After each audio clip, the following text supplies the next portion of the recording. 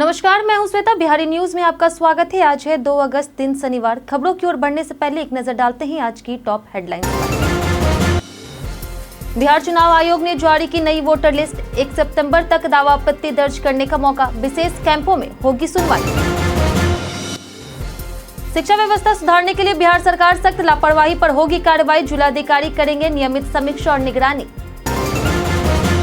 सीतामढ़ी पुनौराधाम में माता जानकी मंदिर भूमि पूजन। अमित शाह और नीतीश कुमार करेंगे शिलान्यास। दीपोत्सव से रोशन होगा परिसर।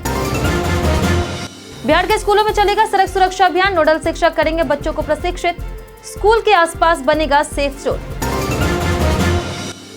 प्रधानमंत्री नरेंद्र मोदी ने किसानों को दी बड़ी सौगात।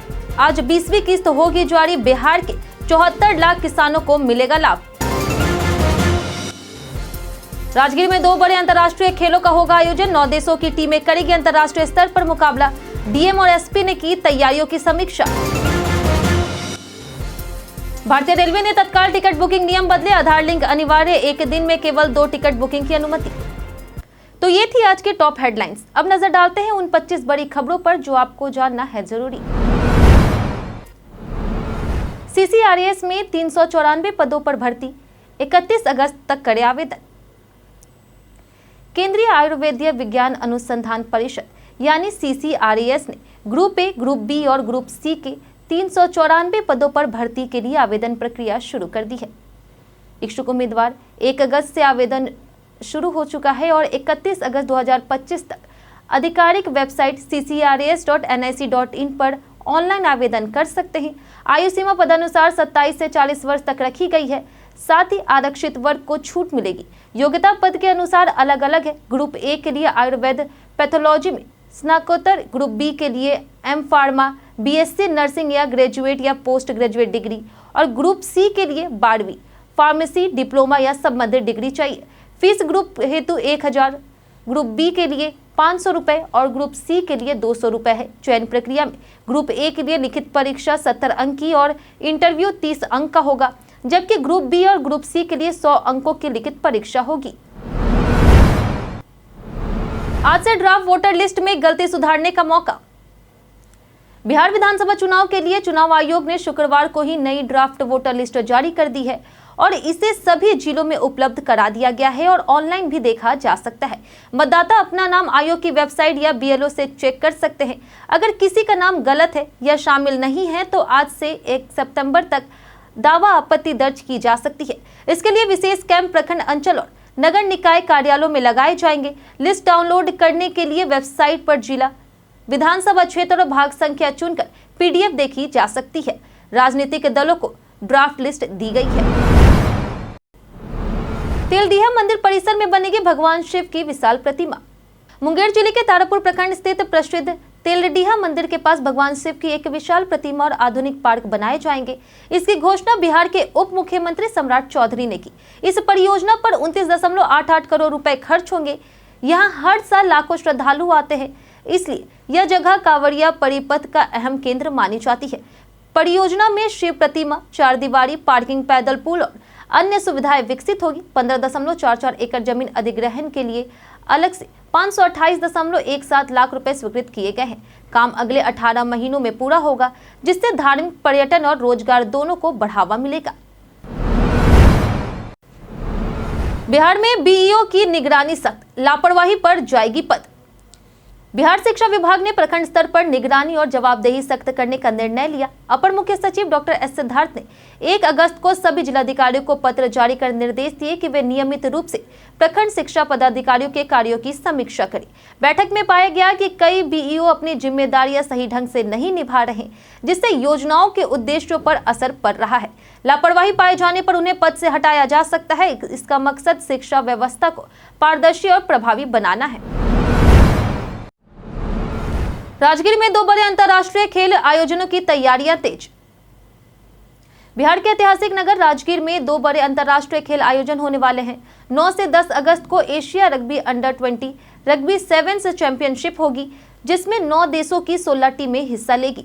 वहीं 26 अगस्त से 9 सितंबर तक एशिया कप हॉकी चैंपियनशिप 2025 का आयोजन होगा। इन तैयारियों को लेकर के डीएम कुंदन कुमार और एसपी भारत सोनी की अध्यक्षता में समीक्षा बैठक हुई। खिलाड़ियों के आवागमन, सुरक्षा, चिकित्सा, खान-पान, स्वच्छता और भीड़ नियंत्रण पर विशेष निर्देश दिए गए।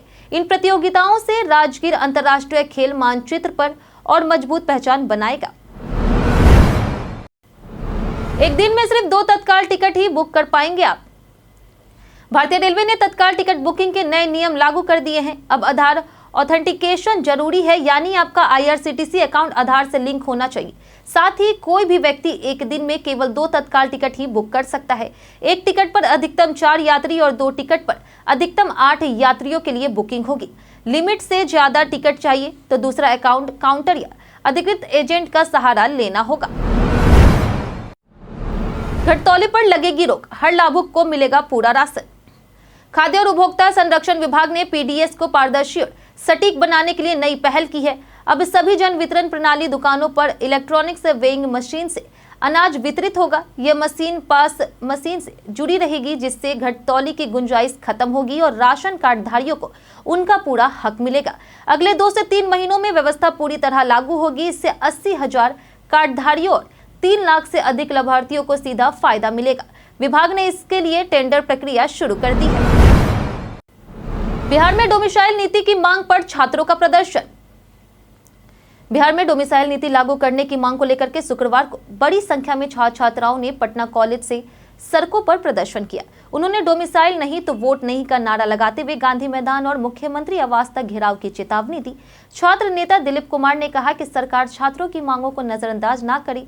राजधानी में सुरक्षा के कड़े इंतजाम किए गए हैं। यह आंदोलन सरकार पर दबाव बढ़ा रहा और छात्रों ने इसे चुनावी मुद्दा बनाने का ऐलान किया है।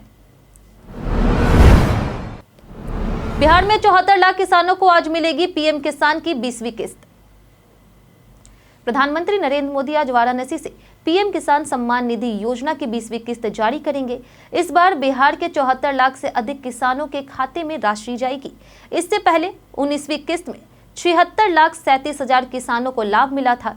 योजना के तहत किसानों को सालाना 6,000 रुपए 3 किस्तों में दी जाती है। लाभ उन्हीं किसानों को मिलेगा जिन्होंने ई-केवाईसी और जमीन का वेरिफिकेशन पूरा किया है।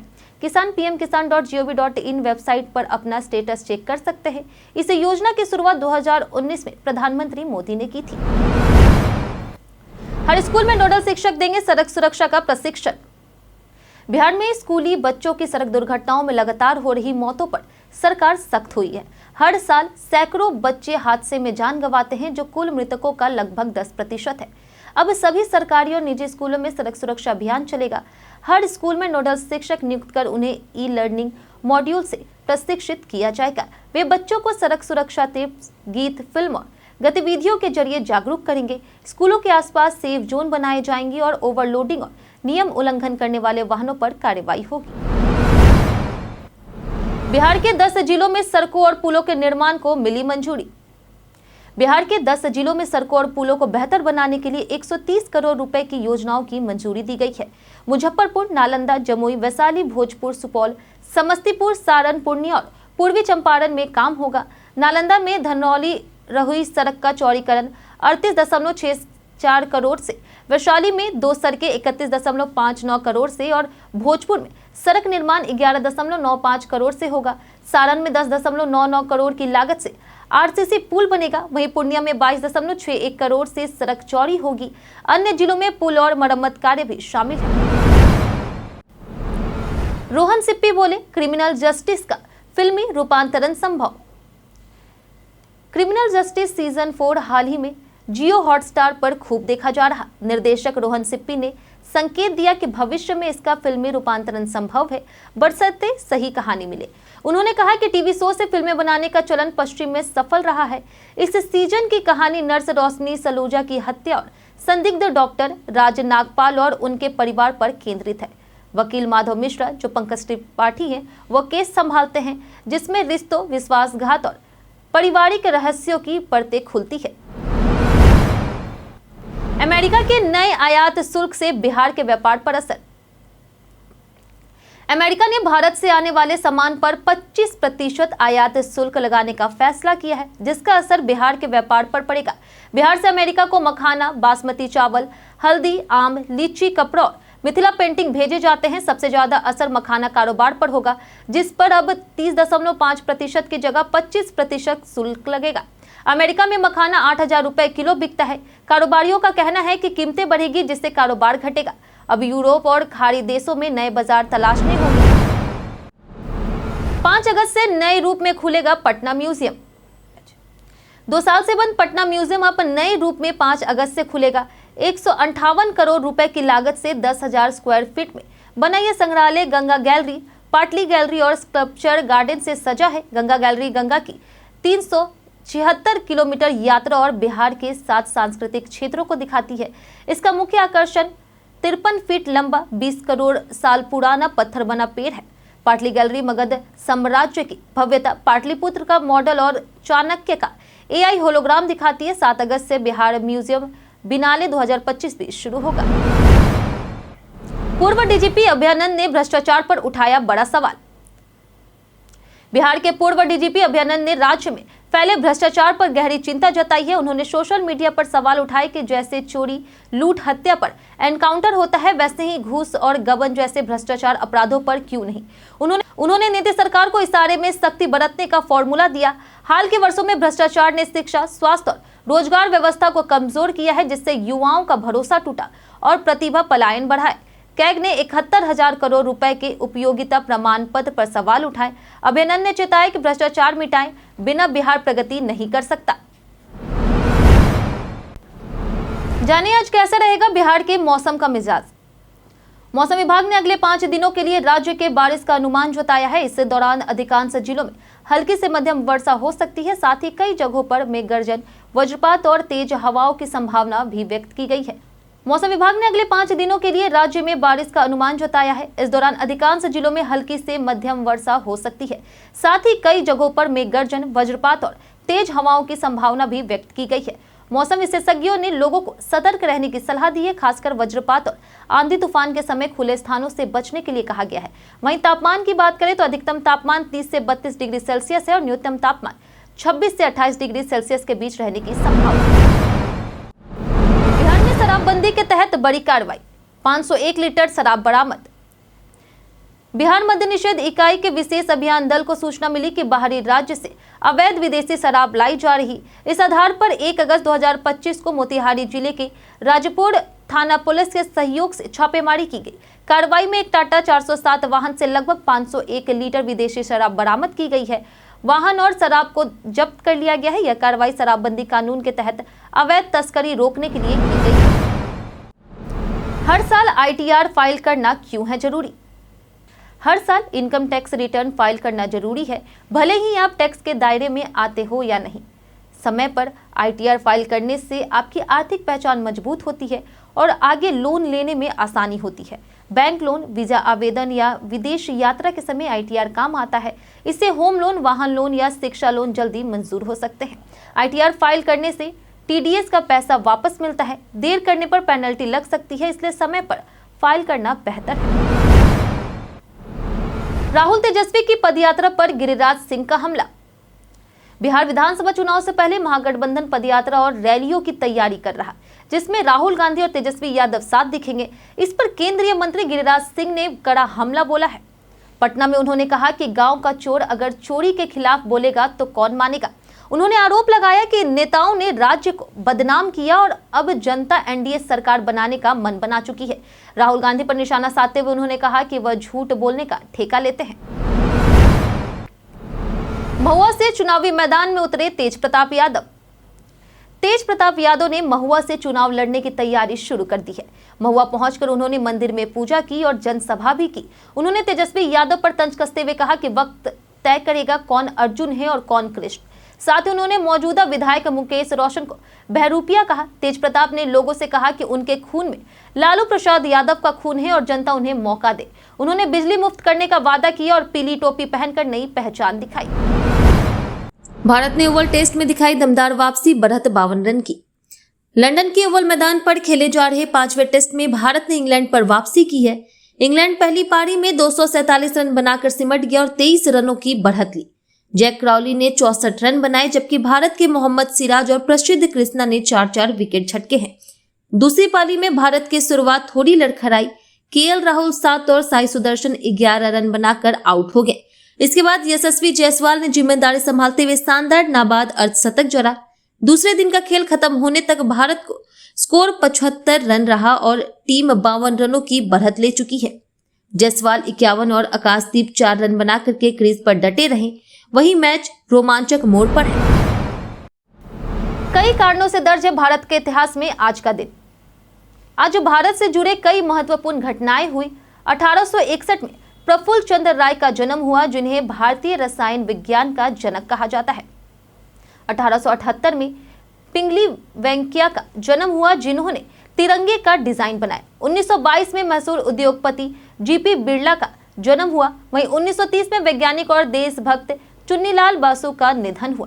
1944 में कवि और आलोचक प्रकाश राव और 1952 व्यंग्यकार चिकित्सक ज्ञान चतुर्वेदी का जन्म हुआ। 1970 में वेस्टइंडीज क्रिकेटर फिलो वालेस जन्मे। 1980 में मूर्तिकार रामकिंकर बैज का निधन हुआ। वहीं 2010 में अभिनेता कमल कपूर का भी निधन हुआ है। 2012 में लंदन ओलंपिक में भारत ने 6 पदक जीते। देश को मिलेगा नया उपराष्ट्रपति, 9 सितंबर को होगा चुनाव। भारत को नया उपराष्ट्रपति जल्द मिलने वाला है। चुनाव आयोग ने उपराष्ट्रपति चुनाव की अधिसूचना जारी कर दी है। चुनाव 9 सितंबर 2025 को होगा। नामांकन की अंतिम तिथि 21 अगस्त तय की गई है। आवश्यकता पड़ने पर उसी दिन मतदान और मतगणना भी होगा। जगदीप धनखड़ के 21 जुलाई को दिए गए इस्तीफे और 22 जुलाई को राष्ट्रपति द्वारा मंजूरी के बाद यह चुनाव कराया जा रहा। उपराष्ट्रपति का चुनाव सांसदों के निर्वाचक मंडल द्वारा होता है। जीतने के लिए उम्मीदवार को कुल वैध मतों का साधारण बहुमत पाना आवश्यक है। सेंसेक्स 585 अंक टूटा, निफ्टी 203 अंक लुढ़का। 1 अगस्त को भारतीय शेयर बाजार लगातार दूसरे दिन भारी गिरावट के साथ बंद हुआ। सेंसेक्स 585 अंक टूटकर 80,599 पर और निफ्टी 203 अंक गिरकर 24,565 पर आ गया है। अमेरिकी राष्ट्रपति डोनाल्ड ट्रंप द्वारा भारत पर 25% आयात शुल्क लगाने और एफआईआई की भारी बिकवाली से निवेशकों का भरोसा कमजोर हुआ। फार्मा सेक्टर सबसे ज्यादा 3% टूटा, जबकि सन फार्मा के शेयर 4% गिरे। ऑटो, आईटी, मेटल और बैंकिंग शेयर भी लाल निशान पर हैं। सिर्फ एफएमसीजी सेक्टर में मामूली बढ़त दर्ज हुई है। ओपनएआई ने चैट जीपीटी में लॉन्च किया नया स्टडी मोड। ओपनएआई ने चैट जीपीटी में नया स्टडी मोड लॉन्च किया है, जिसका उद्देश्य छात्रों को केवल सीधे उत्तर देने के बजाय सोचने और समझने के लिए प्रेरित करना है। यह फीचर सभी यूजर्स के लिए उपलब्ध है और जल्द ही चैट ईडीयू पर भी आएगा। इस मोड में चैट जीपीटी सीधे उत्तर नहीं देगा, बल्कि हिंट और सवालों के जरिए छात्रों की सक्रिय भागीदारी बढ़ाएगा। यह कदम छात्रों की एक्टिव लर्निंग को प्रोत्साहित करने के लिए है। फिलहाल यह पूरी तरह वैकल्पिक है। यह फीचर शिक्षा में एआई को एक जिम्मेदार साथी बनाने की दिशा में बड़ा कदम है। हम प्रतिदिन आपसे 5 ऐसे जरूरी सवाल और उसके जवाब बताएंगे जो कि बीपीएससी, बिहार पुलिस दरोगा समेत एसएससी जैसे अन्य प्रतियोगी परीक्षाओं में काम आएंगे। सवाल इतिहास, बिहार स्पेशल, विज्ञान, करंट अफेयर्स और भूगोल से रहेंगे। पूछे गए सवालों में आपने कितना सही जवाब दिया है, हमें कमेंट करके जरूर बताएं। हमारा पहला सवाल है कि मौर्य वंश का राजवंशीय प्रतीक क्या था? ऑप्शन ए हाथी, ऑप्शन बी है सांप, ऑप्शन सी है शेर या फिर ऑप्शन डी मोर। इसका सही उत्तर है ऑप्शन डी मोर। हमारा दूसरा सवाल है कि बिहार सरकार द्वारा किस झील को मगरमच्छ संरक्षण रिजर्व और इको पर्यटन स्थल के रूप में विकसित किया जा रहा? ऑप्शन ए है अनुपम झील, ऑप्शन बी है खड़गपुर झील, ऑप्शन सी है पुकौड़े झील या फिर ऑप्शन डी कंवर झील। इसका सही उत्तर है ऑप्शन डी कंवर झील। हमारा तीसरा सवाल है कि खरवाड़ा आंदोलन के नेता कौन थे? ऑप्शन ए है विद्यापति, ऑप्शन बी है जेपी नारायण, ऑप्शन सी है जीताराम मांझी या फिर ऑप्शन डी भागीरथ मांझी। इसका सही उत्तर है ऑप्शन डी भागीरथ मांझी। हमारा चौथा सवाल है कि हाल ही में भारतीय सेना के उप सेनाध्यक्ष के रूप में इनमें से किसे नियुक्त किया गया है? ऑप्शन ए है शिव प्रताप शुक्ला, ऑप्शन बी है राजेश तिवारी, ऑप्शन सी है अभिषेक वर्मा, ऑप्शन डी है पुष्पेंद्र सिंह।